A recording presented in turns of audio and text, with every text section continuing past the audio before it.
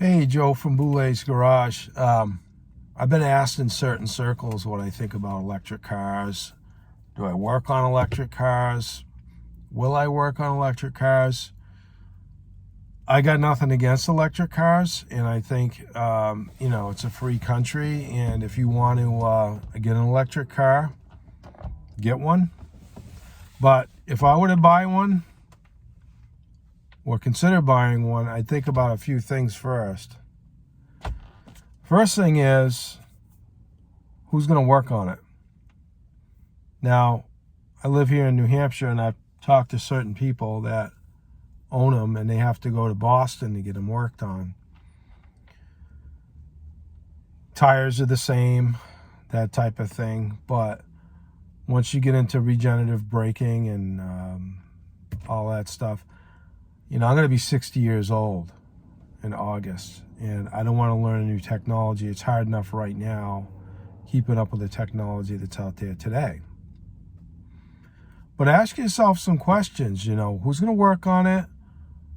Where are you going to charge it? And I say, where are you going to charge it?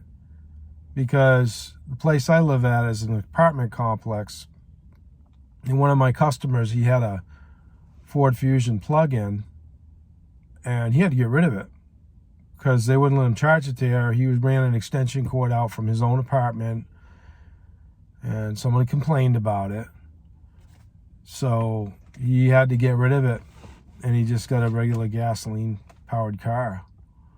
But if you take a minute to think about how much diesel fuel has to be used, Google it. I want you to Google it and tell me what you find in the comment section below. How much diesel it takes to make one battery, to extract the ore needed to make one battery of one of those cars. And I'm not just talking about one brand of electric car. There's many of them out there. I mean, you can do what you want, but there's a lot you got to think about. So the other thing to think about is electric cars, in most cases, double the weight of a regular passenger size car. And you got more weight, and if you get in a collision with another car that's not electric, chances are you're going to win. But what's that mean for the person that owns a gasoline-powered car? Also, you think about the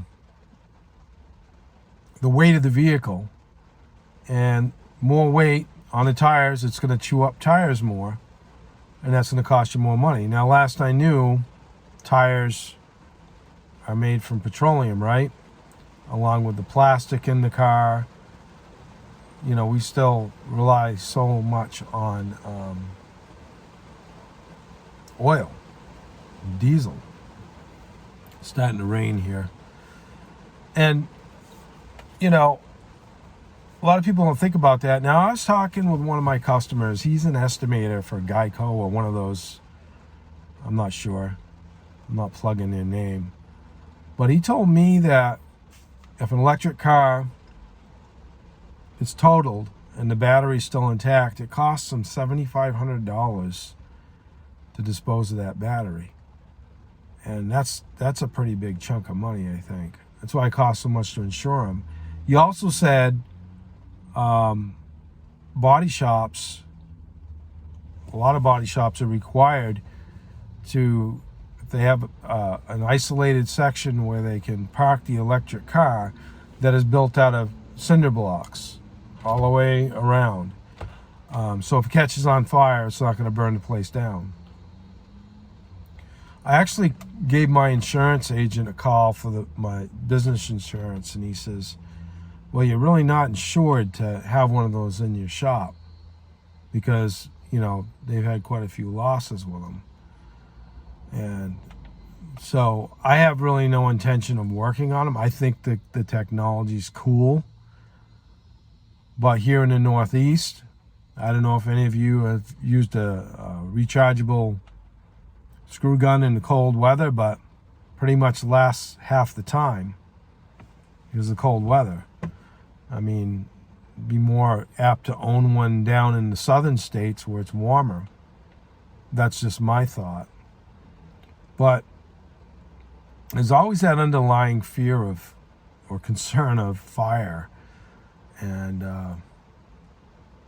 not to mention, also, I've heard body parts for like a Tesla, if you get a collision work, it takes a long time to get the parts for them, and it costs a lot to fix them. But if you want an electric car, go for it. Get one. I mean, I'm just not ready for that. I'd be more inclined to buy a hybrid, and I'm actually thinking about that down the road here, but not immediately. But just think about it. I mean, I might overanalyze things a bit. I'm not going to buy the newest and best until it's tested and proven. And I don't know what kind of factor rust is on a electric car, but if the chassis is made of steel and it rusts away, and you need a battery and what it costs to replace that battery, who knows? I don't know. The Tesla battery would cost like, I don't know, 20 grand or something like that.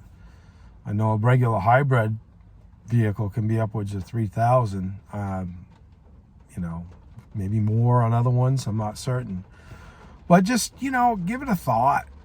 Don't be impulsive. I think, again, the concept's cool. I'm not anti-electric car. I think as human beings, we're very smart. The technology is going to come along where, we're going to develop vehicles that